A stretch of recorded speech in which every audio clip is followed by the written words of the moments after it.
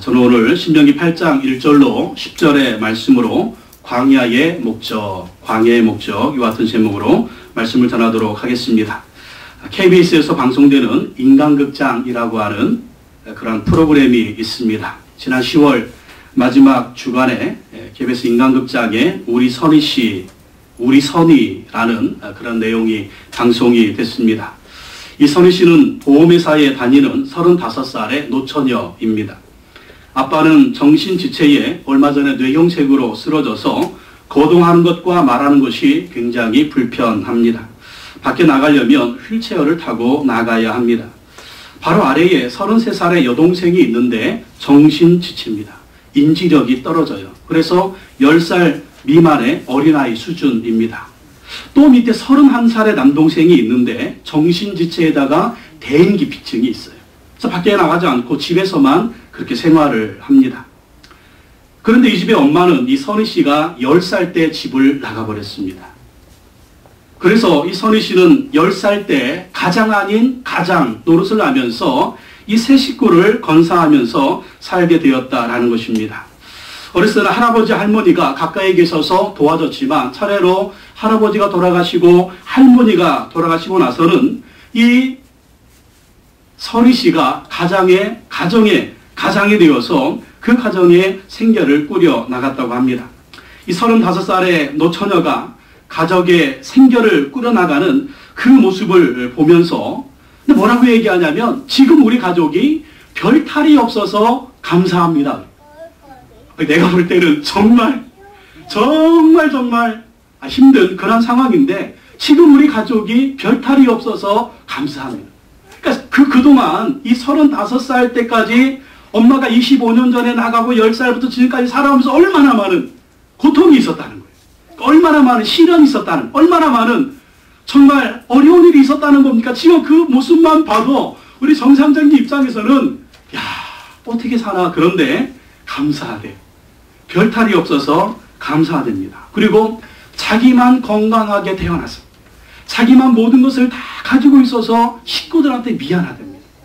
참 그 얘기를 들을 때 얼마나 감동이 되는지 모릅니다. 요즘 청년들 혼자 먹고 살기도 바쁜데 몸이 성치 않은 세 식구를 모시고 사는 그 모습이 너무나 안타깝게 느껴졌습니다. 그리고 그 모습을 보면서 우리 가족들이 다 건강한 것만 해도 얼마나 감사한지 몰라요. 가족이 감사하고 마누라 감사하고 아이들 건강하고 형제들 건강한 것이 얼마나 감사한지 감사가 저절로 나왔습니다. 10살 때 엄마가 집을 나간 후에 집안에 이 10살짜리가 온전하지 못한 세 식구를 이 건사하며 살아온 세월이 얼마나 힘들었겠습니까? 그런데 그렇게 꿋꿋하게 살아가는 모습이 너무나 감동이 됐습니다. 25년 만에 엄마를 찾았어요. 요즘에는 딱 조회를 하니까 어디 살고 있는지 딱 나오더라고요. 만날까 말까, 만날까 말까, 찾을까 말까, 얼마나 고민되겠습니까? 10살 때 25년 전에 나갔는데 그래도 핏줄이니까 한번 만나봐야 되겠다. 그리고 25년 만에 만났는데 얼마나 서러워요. 엄마를 붙들고 펑펑 울었습니다. 엄마가 또 잘 살고 있어요.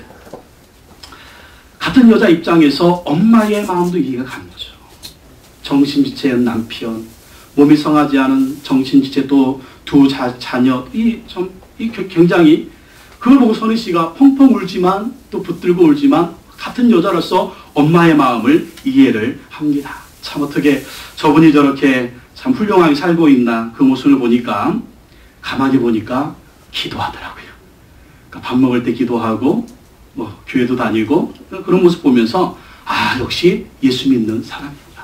예수 믿으니까 정말 그 하나님이 주시는 힘과 은혜와 능력으로 살고 있구나. 그런 얘기예요. 우리 가족이 이렇게 힘들게 살고 있지만 많은 분들이 우리 가족을 도와주셨어요. 많은 분들이 우리를 도와주셨어요. 그분들의 도움으로 우리가 이렇게 살고 있어요. 그렇게 얘기하는 것을 봤습니다. 하늘은 스스로 돕는 자를 돕는다는 말이 있습니다. 최선을 다해서 열심히 살아가면 하나님이 도와주시는 거예요.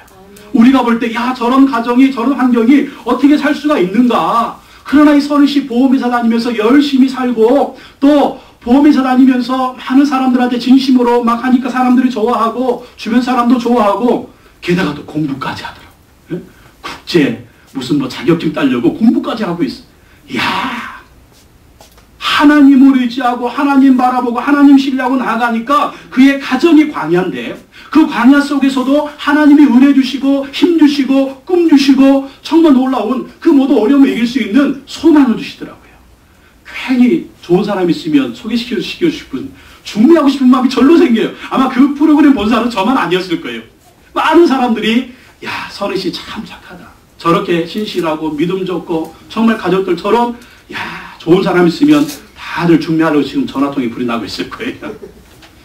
광야 같은 가정, 광야 같은 인생이지만 하나님 의지하고 살아가니까 하나님이 꿋꿋하게 살아가는 그 모습이 승리의 인생인 줄로 믿습니다.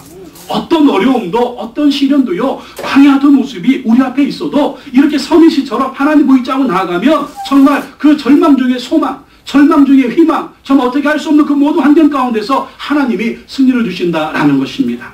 우리 인생에도 이런 광야가 펼쳐질 때가 있습니다. 그런 광야 가운데서 하나님이 함께 해주시면 승리가 임할 줄로 믿습니다.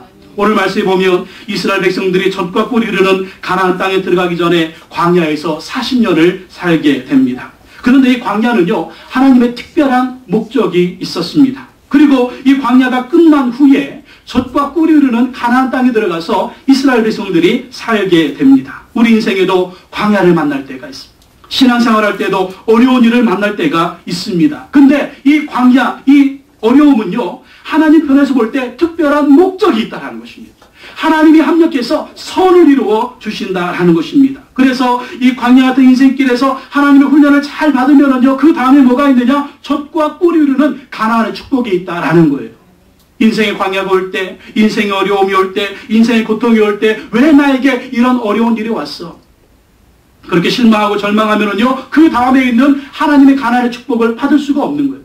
광야길을 걸어갈 때 하나님의 특별한 목적이 있다. 광야에는 하나님의 특별한 목적이 있다. 이것을 알고 광야를 지날 때 하나님 앞에서 훈련을 잘 받아야 됩니다. 그러면 그 광야를 지나고 나면 하나님의 축복이 있다라는 것입니다. 하나님은 왜 이스라엘 백성들이 광야를 지나게 하셨을까요? 첫째, 마음 훈련을 시키기 위해서입니다. 따라합시다. 마음 훈련을 시키기 위해서입니다. 뭐라고요? 마음 훈련, 마음 훈련. 하나님이 이스라엘 백성들에게 마음 훈련을 시키기 위해서 광야를 지나가게 하셨다라는 것입니다. 신명기 8장 2절 다 같이 한번 읽어보겠습니다. 시작. 내 하나님 야훼께서 이 40년 동안에 내게 광야를 길을 걷게 하신 것을 기억하라. 너는 너를 낮추시며 너를 시험하사 네 마음이 어떠한지 그 명령을 지키는지 지키지 않는지 알게 하신다. 하나님께서 광야길을 몇 년을 지나게 하셨다고요? 40년을 지나게 하셨습니다. 40년이 지나고 난 다음에 이제 가나안의 목전에서 모세가 다시 설교하면서 이제 가나안에 들어가게 되는 거예요. 40년 동안 하나님이 광야를 지나게 하신 목적이 뭐냐? 말씀 보세요. 이는 너를 낮추시며 너를 시험하사 내 마음이 어떠한지 그 명령을 지키는지 지키지 않는지 알려 하심이라. 무엇입니까? 내 마음이 어떠한지. 뭡니까? 마음 훈련, 마음 훈련. 마음 훈련. 이스라엘 백성들이요, 애굽에서 노예로 살았습니다. 그 노예들을 하나님이 다 구원하셔서 가나안 땅에 들여보내려고 합니다. 근데 노예들이 갑자기 가나안 땅의 주인이 됩니다. 근데 그들이 이 가나안 땅으로 들어갈 때까지 한 일주일 그 여정 가운데 그들의 모습이 있어요. 어떤 모습입니까? 홍해바다 앞에 딱 섰더니 뭐하고 있어요? 하나님께 기도하고 하나님을 의지하는 것이 아니라 뭐하는 거예요? 하나님을 원망합니다. 불평합니다. 불신앙으로 나옵니다. 하나님이 홍해바다의 기적을 다 베풀어 주셨습니다. 그리고 가나안 땅 목전 앞에 딱 섰습니다. 거기 가서 정탐을 시켰더니 정탐하고 난 다음에 무슨 말 합니까? 그 땅은 너무나 좋고 젖과 꿀이 흐르는 땅이지만 그 땅에 우리가 들어갈 수 없다. 그 땅에 들어가면 그 땅의 원주민들한테 우리는 단칼에 죽을 것이다. 우리는 메뚜기와 같다. 그러니까 또 하나님을 원망하고 불평합니다. 하나님이 딱 봤을 때 이러한 모습으로 그 이스라엘 백성들을 가나안 땅에 딱 들어가서 정착시키면 어떤 일이 벌어지겠어요? 노예였다가 갑자기 축복을 받으면은요, 하나님 떠날 거 뻔했습니다. 우상 섬길 거 뻔했습니다. 들어가는 즉시 망할 것이 뻔했어요. 여러분, 준비되지 않은 사람이 졸부가 돼보세요. 여러분, 준비되지 않은 사람이 로또에 당첨돼서 보세요. 그것 때문에 망한 사람이 한두 명이 아니에요. 준비된 사람들은요, 그 어떤 물질이 있어도 준비된 사람들은요, 로또에 당첨이 돼도 관리를 참 잘합니다. 그래서 그 축복이 계속 축복으로 이어지게 하는 것을 볼 수가 있어요. 하나님 그것을 아셨습니다. 그냥 가나안 땅에 들어보냈다가는 당장에 망하겠다. 당장에 망해서 하나님을 섬기지도 않고 우상 섬기면서 이 세상에서 없어질 민족이 될 것 같아요. 그래서 40년 동안 광야에서 마음 훈련을 시키시는 것입니다. 그 마음 훈련이 어떤 마음의 훈련이냐? 보세요. 2절에 너를 낮추시며. 이게 무슨 말? 너를 낮춘다는 게 뭐예요? 겸손 훈련입니다. 겸손 훈련.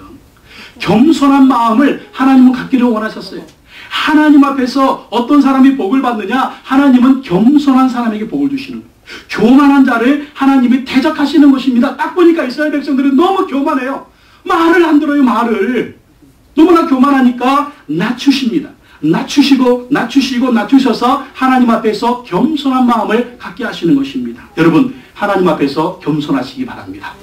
겸손하지 않으면 하나님 복을 줄 수가 없는 거예요. 철저하게 하나님 앞에서는 겸손하시기 바랍니다. 또 어떤 훈련을 시키세요? 너를 시험하사. 어떤 시험일까요? 하나님을 신뢰하는 마음입니다. 하나님을 신뢰하는 마음. 오직 하나님을 의지하는 마음입니다. 이게 믿음의 시험이에요. 믿음의 시험에 우리가 다 통과를 해야 돼요. 근데 이 믿음으로 하나님을 신뢰하지 않고 내가 할 수 있어. 나는 모든 것을 할 수 있습니다. 이렇게 교만 떨면 얼마 못 가서 실망하고 좌절하고 그러다가 사람들이 낙심천만해가지고 자살하기도 하고 그런 마음이 있지 않습니까? 그래서 하나님이 이스라엘 백성들을 시험하시는데 하나님을 신뢰하는 마음을 가져라. 오직 하나님을 의지하는 마음을 가져라. 그 훈련을 시키신 것입니다. 여러분, 무슨 일이 있든지 하나님을 의지하시기 바랍니다. 하나님을 신뢰하시기 바랍니다. 어떤 일이든지 하나님을 의지하시기 바랍니다. 그러면 하나님이 역사해 주시는 거예요. 또 어떤 마음의 훈련입니까? 그 명령을 지키는지 지키지 않는지 알려 하십니다. 어떤 훈련이에요? 순종하는 마음입니다. 순종하는 마음. 하나님께 순종하는 마음의 훈련을 시키셨어요. 오직 하나님께 순종해라. 순종해라. 하지만 이스라엘 백성은 어떻습니까? 광야 40년 동안 계속 원망하고 계속 불평하고 하나님 이스라엘 백성들을 평가하는데 뭐라고 평가합니까? 너는 목이거든 백성이다. 무슨 말이에요? 하나님이 이스라엘 백성들을 평가할 때 너희는 목이거든 백성이다. 그리고 모세가 이스라엘 백성들을 평가할 때 뭐라고 평가합니까? 너희는 불순종하는 백성이다.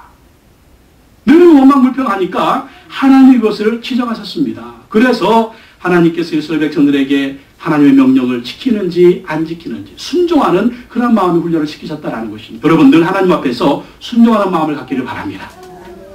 어떤 때는 순종하고 어떤 때는 원망하고 어떤 때는 순종하고 어떤 때는 불평하고 어떤 때는 순종하고 어떤 때는 내 마음대로 살고 그것이 광야 40년의 계속 여정이었어요. 그러다 광야에서 다 죽었잖아요. 출애굽 1세대는 광야에서 그러다 다 죽었어요.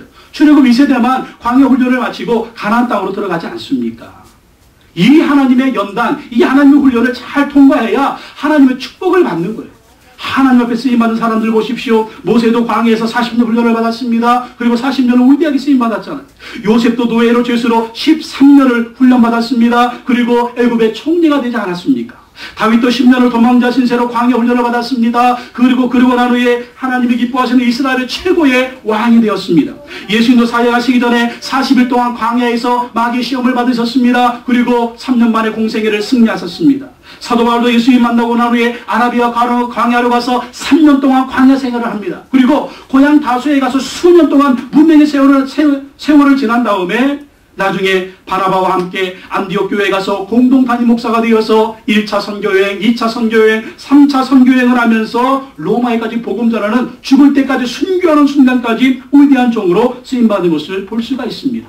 광야는요, 하나님 우리를 훈련시키십니다. 마음 훈련을 시키시는 것. 그리고 통과한 다음에는 하나님이 위대하게 쓰시는 것입니다. 그러나 광야 연단을 받지 않았던 이스라엘 첫 번째 왕 사울은 어떻게 됐습니까? 이 사람이 갑자기 왕이 됐어요. 이스라엘의 첫 번째 왕이 됐습니다. 근데 이 사람이 어떻게 됐어요? 나중에는요, 하나님 말씀에 불순종합니다. 자기 마음대로 합니다. 선지자의 말도 듣지 않습니다. 하나님의 말도 듣지 않습니다. 자기 마음대로 해요. 나중에는 하나님이 다윗을 기름 부어서 이스라엘 두 번째 왕으로 세우니까 그를 죽이려고 쫓아다녀요. 나중에 제사장들이 다윗을 도와주니까 그 하나님의 제사장들을 다 죽여버려요. 하나님을 두려워하는 마음이 없습니다. 하나님을 경외하는 마음이 없습니다.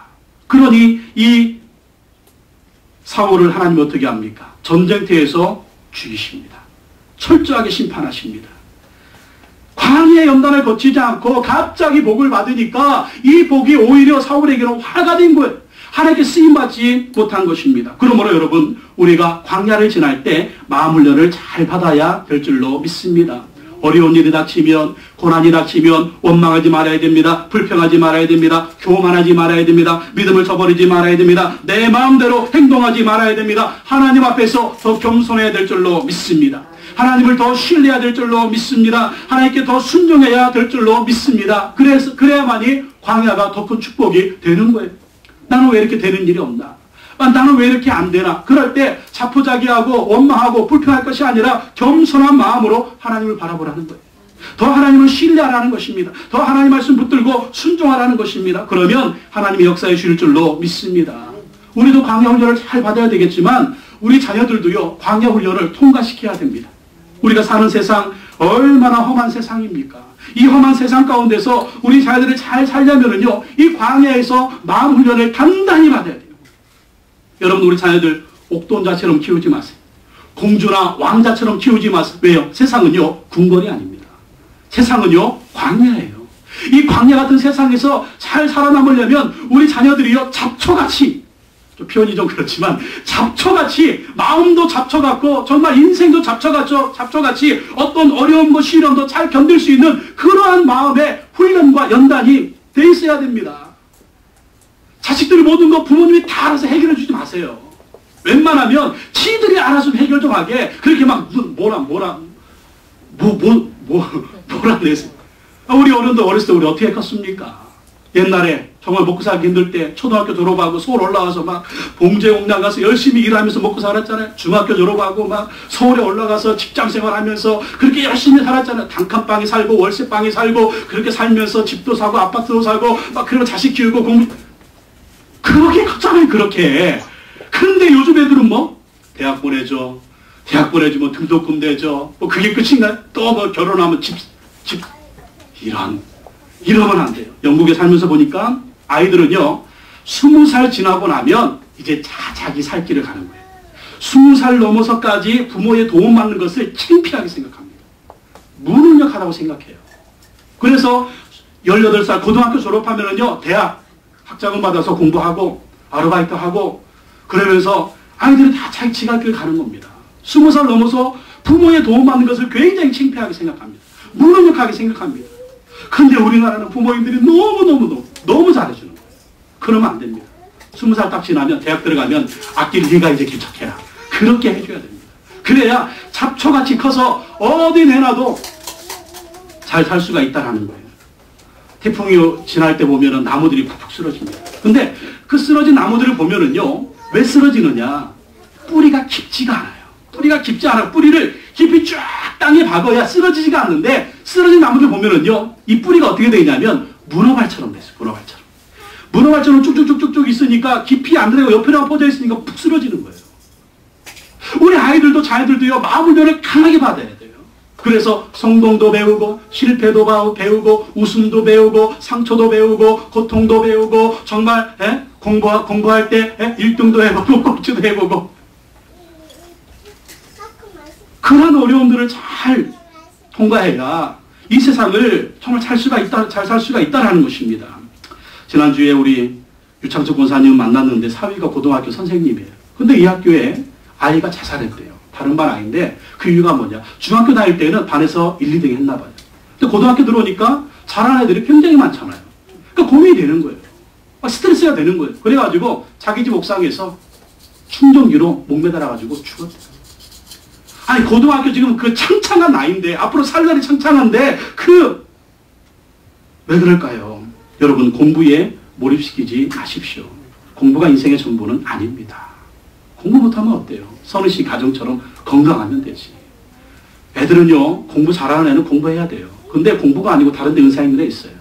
그러면 그쪽으로 열어줘야 됩니다. 우리 애도 집 애 둘이가 있지만, 요새는 공부 쪽으로는 되는 것 같아요. 근데 예주는 아니에요. 쟤는 노래하고 춤추고 그런 거나 해요. 되는 쪽으로 밀어야지. 안 되는데 그냥. 요즘에 간신히 4까지 갔습니다. 4. 1, 2, 3, 4, 5. 엄마 그만해. 나 안 해. 뽀로로 볼 거야. 그 되는 쪽으로 밀어야지. 안 되는 쪽으로는. 요셉이 초등학교 들어가니까 이제 받아쓰기 성적을 받아옵니다. 근데 기준이 70점도 아니고 80점도 아니고 90점도 아니고 기준이 뭐냐면 100점이에요. 100점. 잘한 거 칭찬하는 게 아니라 너 이거 왜 틀렸어? 그러기에 먼저 예습하라고 했잖아. 그러면 안 됩니다. 잘한 거 칭찬해주고. 사실 저는 어렸을 때 30점이 평균이었습니다. 여러분 그렇습니다. 우리 자녀들 성공도 실패도 웃음도 눈물도 다 가르쳐야 돼요. 모든 거 다 알아서 해주려고 하지 마세요. 정말 우리 아이들이 20살 때까지는 그렇게 해줘야지. 근데 그 이후로는 자립할 수 있도록 도와줘야 됩니다. 관절은 내몰아야 돼요. 우리 어린이들도 마음 훈련을 잘 시켜야 됩니다. 지난주 MBC의 라디오에서 그 여성시대 편지 쓴 분 이야기를 들어보니까 참 이분 참 열심히 산 것 같아요. 20대 때 뭐 식당도 해보고 또 20대 때 뭐 사업을 여러 가지 해봤대요. 근데 그거 막 망했답니다. 어떤 사람 또 이렇게 사업하는데 잘못 엮여가지고 뭐 죄도 없는데 사기죄로 구치소에 들어가고 그러다가 사업을 좀 일으키려고 했는데 IMF가 터져가지고 쫄딱 망했대요. 쫄딱 망해가지고 빈털터리가 됐어요. 있던 집도 다 날렸습니다. 그러고 난 다음에 뭘 할까? 무일푼인데 돈도 안 하는데 어떻게 해야 먹고 살 수가 있을까? 가진 거 없이 할 수 있는 게 뭔가 딱 봤더니 퀵 서비스. 오토바이 타고 막 이제 배달하는 퀵 서비스 있지 않습니까?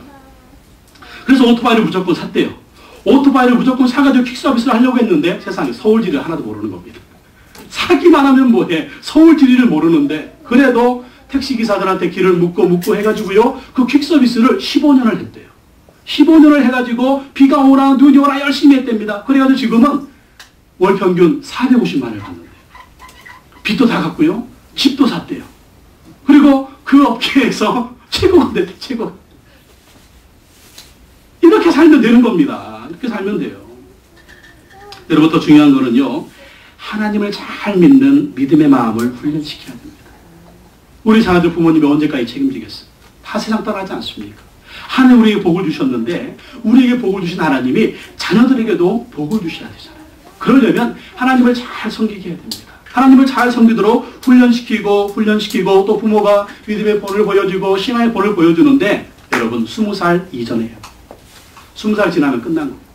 지가 지 인생 길 가는 겁니다. 20살 이전에 부모가 믿음의 모습을 보여주고 믿음으로 사는 모습을 보여주고 부모가 서로 사랑하면서 섬기면서 행복하게 신앙생활하고 예수 믿으면 얼마나 좋은지를 부모가 보여줘요.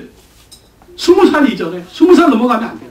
20살 넘어가면 다 지가 길 가기 때문에 누가 요즘 부모 말 듣습니까? 20살 넘어가면 20살 전에 이해해줘요. 근데 아이들은요 부모님이 하는 대로 합니다. 부모님이 기도하면 잘도 기도하는 거 배우고 부모님이 사랑하면 사랑하는 거 배우고 신실하게 변화된 모습 보면 그 모습 그대로 배우고 이놈의 요셉이가 맨날 하는 말이 아빠는 밥 먹을 때 기도하고 먹어라. 아빠도 기도 않잖아. 기도 항상 하거든요. 한 번 꿀밤을 딱 줬어. 예주하고 요셉이가 얼마나 싸우는지 꿀밤 딱 줬더니 나중에 요셉이가 까부니까 주먹으로 뻥 때리더라고요. 너 왜 때려? 그랬더니 아빠도 나 주먹으로 때렸잖아. 막 그랬어. 주먹으로 때린 게 아니라 꿀밤을 줬는데 쟤는 이제 그게 충격으로 나타나는 거예요. 아빠는. 그러니까 아이들이요. 아빠가 한 대로 하는 거예요. 아이들이요. 엄마가 한 대로 하는 거예요.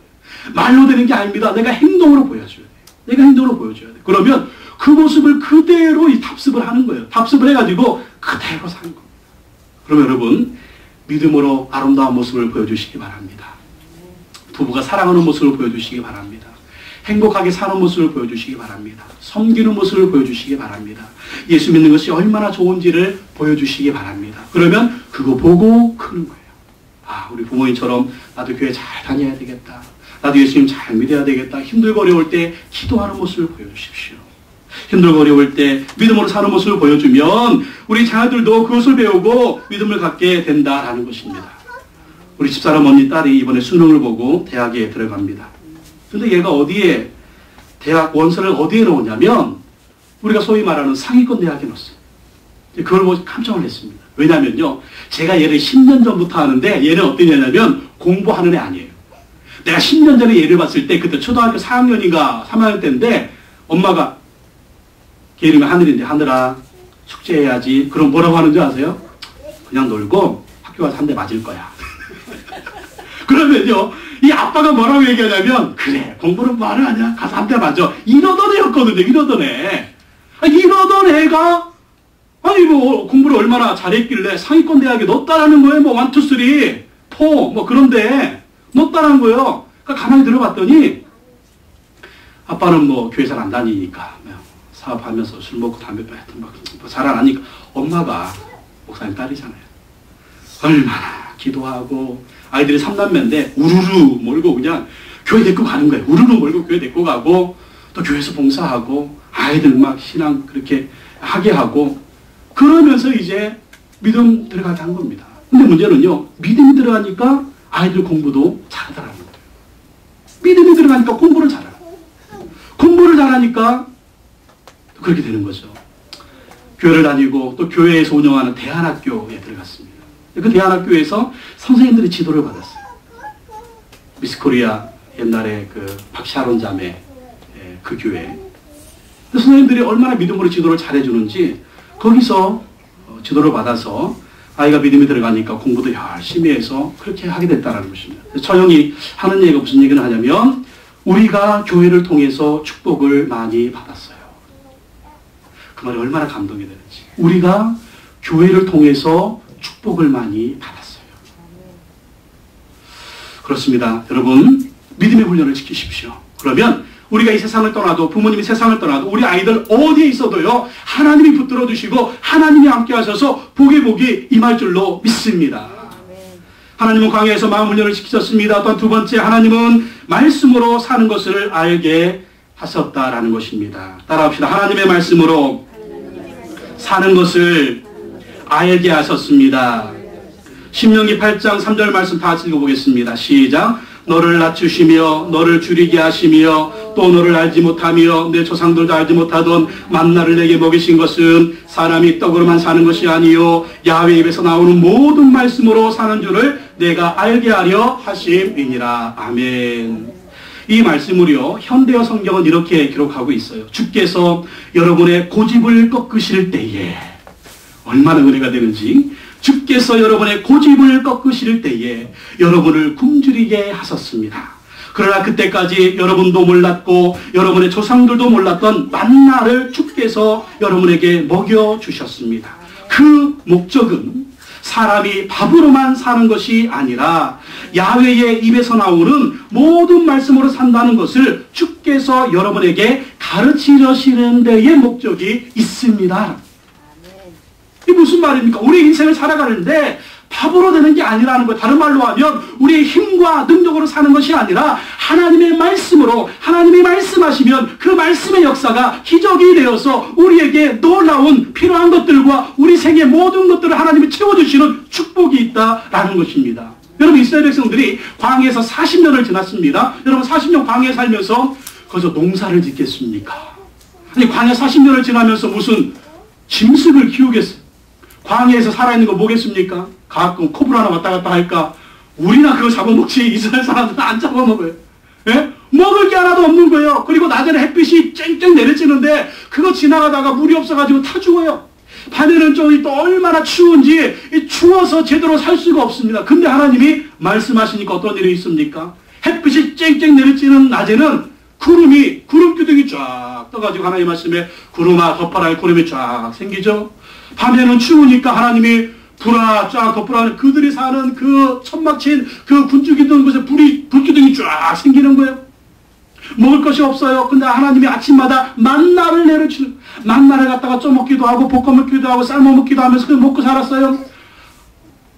고기가 먹고 싶습니다. 그러니까 어떻게 해요? 하나님이 그냥 메추라기 떼를 쫙 몰아다가 메추라기야. 근데 광야는 메추라기 안 살아요. 메추라기야. 저 광야에 가서 이스라엘 백성들이 떨어지면 다 떨어져요. 예? 물이 없어요. 그랬더니 하나님이 바위를 뚫어가지고 물을 주시는 거예요. 이게 하나님의 말씀의 역사입니다. 하나님이 말씀하시니까 굶어 죽지 않고 다 먹을 것이 생기고, 하나님이 말씀하니까 발이 부르트지 않고 옷이 헤어지지도 않고 신발이 헤어지지도 않으면서 광야 40년을 살게 됐다라는 거예요. 그걸 통해서 이스라엘 백성들이 알 것이 뭐냐면, 우리의 힘으로 사는 것이 아니고 우리의 능력으로 사는 것이 아니고 광야같이 희망이 없고 소망이 없고 절망의 시간이지만 하나님의 말씀이 역사하시면 그 말씀이 기적이 되어서 우리를 먹여 살리는구나. 그래서 우리가 살 것은 무엇이냐? 광야 같은 세상 가운데서 하나님의 말씀을 붙들어야 된다는 것입니다. 그 말씀을 의지해야 된다는 것입니다. 그리고 그 말씀에 순종하며 살면 하나님은 말씀대로 이루어 주신다는 거예요. 그래서 오늘 1절 말씀 보세요. 1절 말씀 다 같이 읽겠습니다. 시작.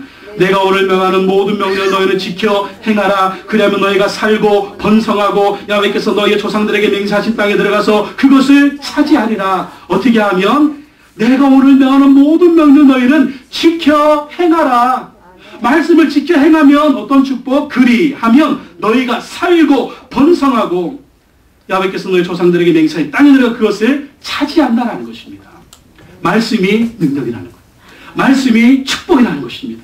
말씀이 기적을 주시는 하나님의 권능이다라는 것입니다. 그러므로 우리가 신앙생활할 때요, 내 잘난 맛으로 사는 거 아니에요. 내 힘으로 사는 거 아니에요. 여러분, 광야에서 이스라엘 백성들이 전혀 희망제로예요. 그들이 할 수 있는 것은 아무것도 없어. 근데 하나님 말씀하시니까 40년 놀라운 기적의 연속이었다라는 것입니다. 오늘 우리의 삶의 광야입니까? 내 힘의 능력이 한계입니까? 어찌하든지 할 수가 없습니다. 꿈이 없습니다. 비전이 없습니다. 내일이 보이지 않습니다. 그러나 하나님 말씀 붙들면, 그 말씀대로 역사하실 것을 믿으면, 그 말씀 붙들고 순종하며 나아가면 하나님 그 말씀으로 역사를 베풀어 주시고 기적을 베풀어 주실 줄로 믿습니다. 그리고 하나님이 너희만 그 말씀을 지킬 뿐만 아니라 신명기 말씀을 통해서 하나님이 계속하시는 말씀이 무엇입니까? 너희 자녀에게 가르쳐라, 가르쳐라, 가르쳐라.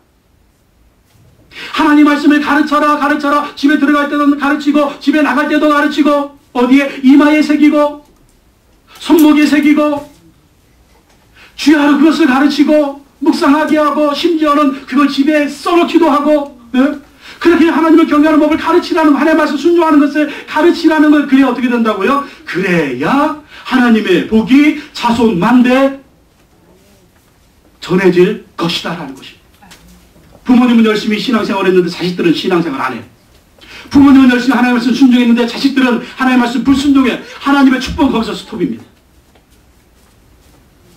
우리가 받은 하나님의 축복이 계속해서 자손들에게 자자손손 전수가 되려면 어떻게 해야 되느냐? 자손들도 하나님의 말씀 잘 공부해가지고 하나님의 말씀 순종해서 그래야 받는다는. 그래기 때문에 우리도 큐티 열심히 해야 되고 자식들도 큐티하도록 가르쳐야 되고 복을 주시는 분이 하나님이라는 거. 나도 큐티 안 하고 애들도 큐티 안 하고 나도 말씀하고 상관없이 살고 애들도 말씀하고 상관없이 살고 이러면 하나님의 복이 임하지 않는 것입니다. 여러분 자신도 말씀 붙들고 순종하고 살 뿐만 아니라 자녀들도 그렇게 살도록 가르치십시오. 그러면 하나님의 복이 우리에게 임할 뿐만 아니라 자녀들에게 자자손손 기독교 명문가문의 축복이 임할 줄로 믿습니다. 유럽에 지금 얼마나 이 경제 한파가 몰아치고 있습니까? 그런데 그 중에서도 튼튼한 나라 두 나라가 있어요. 어떤 나라냐면 독일과 노르웨이입니다. 독일과 노르웨이. 독일 기독교 국가입니다. 노르웨이도 독일은 원래부터 큰 나라니까 거기는 제쳐두고 노르웨이라고 하는 노르웨이. 근데 노르웨이는요 작년 통계로 1인당 국민소득이 약 84,000달러, 우리나라 돈으로 9천만 원. 그러니까 국민 1인당 1년 평균 소득이 9천만 원이래요. 얼마나 큰 부자입니까? 세계 5위 국가입니다. 우리나라는 약 2만 달러로 세계 44위인데 이 노르웨이는 굉장히 잘 사는 그런 나라입니다. 근데 노르웨이는요 처음부터 잘 사는 나라가 아니었어요. 이 노르웨이는요 바이킹의 후예들입니다. 여러분 바이킹이 뭐예요? 해적이래. 해적. 이 노르웨이 조상이 바이킹이에요. 해적의 후손들입니다. 그 해적의 후예들이에요. 불과 200년 전만 해도 아주 가난한 나라였다고 합니다. 굶어 죽는 사람들이요 길가에 쓰러져 있었고 학교가 부족했고 대학교는 아예 없었다고 합니다. 그리고 대부분의 국민들이 글을 하나도 읽을 줄 몰랐대요. 글을 읽을 줄 몰라서 사람들이 정말 배우고 익히는 것을 못했습니다. 그런데 어떻게 이 노르웨이가 세계에서 아주 잘 사는 나라 중에 하나가 됐는가? 그 이유는요, 국민들이요, 전 국민들이 성경을 배우고 공부했기 때문이라는 것입니다. 여러분, 우리나라도 옛날에 보면 글을 모르는 분들이 교회 나와서 성경 읽다가 글을 깨우치잖아요. 글을 깨우치고 글을 읽게 됐잖아요. 그런 일이 노르웨이도 있었다는 것입니다. 많은 성경의 교사들이 노르웨이 전 나라를 돌아다니면서 성경을 가르치고 성경학교를 세웠대요. 그 중에 한 사람이 한스 하우게라고 하는 분인데, 이분이 농부의 아들로 태어났습니다. 공부를 못했습니다. 글을 읽지 못합니다. 그런데 어떤 분이 이분에게 성경을 선물로 줬어요. 성경을 선물로 받으니까 읽어야 되잖아요. 읽기 위해서 글 공부를 했습니다. 글 공부를 하고 성경을 읽다 보니까 성경을 읽다 은혜 받았어요.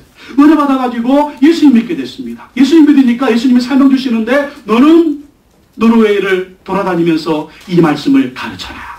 복음을 전해라. 그래가지고 노르웨이 전국을 돌아다니면서 하나님 말씀을 가르쳤대요. 그러면서 그분뿐만 아니라 많은 사람들이 성경을 가르쳤는데, 성경을 가르치는 곳이 노르웨이에 1000곳이 생겨요. 1000곳이. 그 당시에 노르웨이 인구가 몇 명이었냐면 80만 명이에요. 80만 명. 80만 명 인구가 있는 그 나라에 1000곳이 넘는 성경 공부하는 곳이 생겼어요.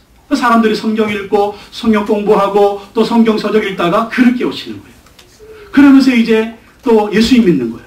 예수님 믿으니까 어떻게 돼? 하나님이 창조적인 지혜를 주시는 거죠. 은혜를 주시는 거죠. 그러니까 열심히 일하게 되는 거예요. 그러니까 하나님이 지식을 주시는 거예요. 그래서 전 국민의 몇 프로가 크리스찬인지 아십니까? 전 국민의 94%가 크리스찬이에요.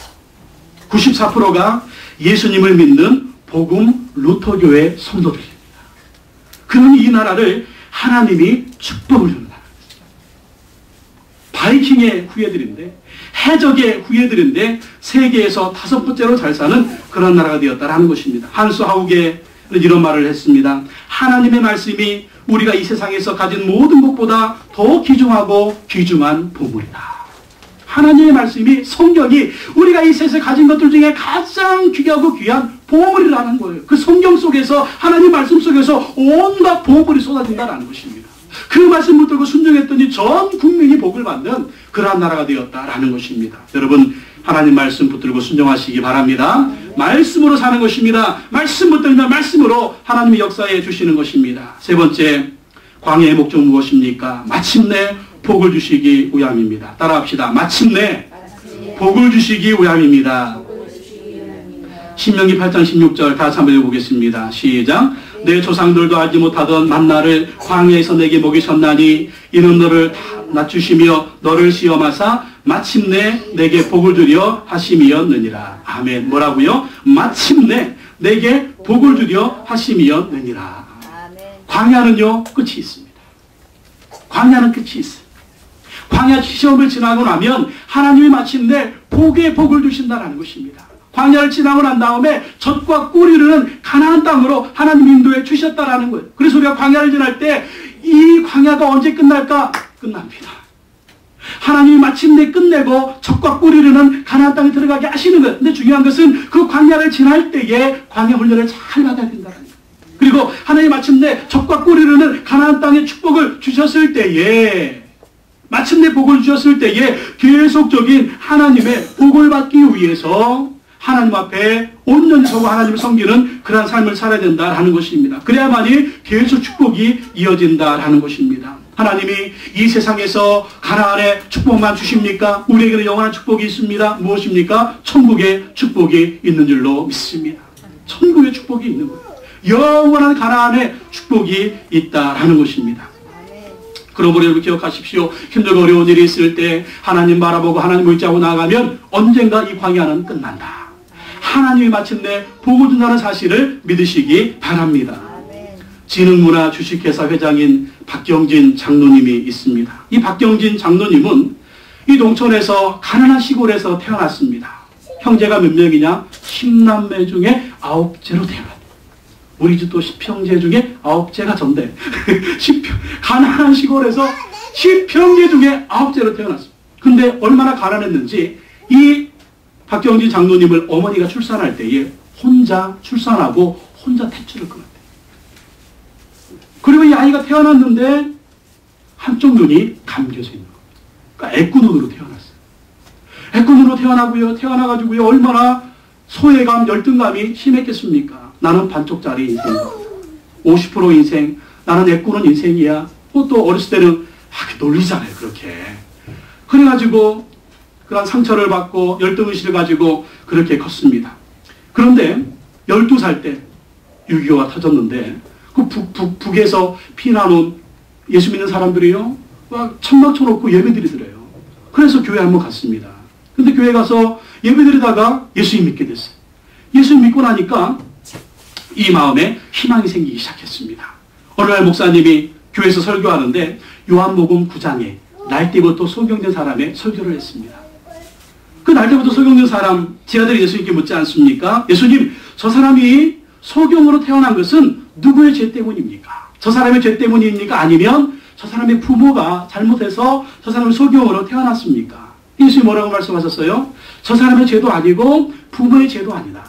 하나님이 그 사람을 통해서 하나님의 영광을 나타내시기 위함이다.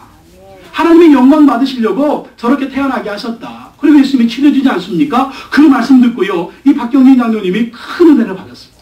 내가 이렇게 한쪽 눈이 애꾸로 태어난 것은 내가 저주받은 것이 아니다. 내가 죄 때문에 그런 것이 아니다. 하나님이 나를 통해서 영광 받기 위한 것이다.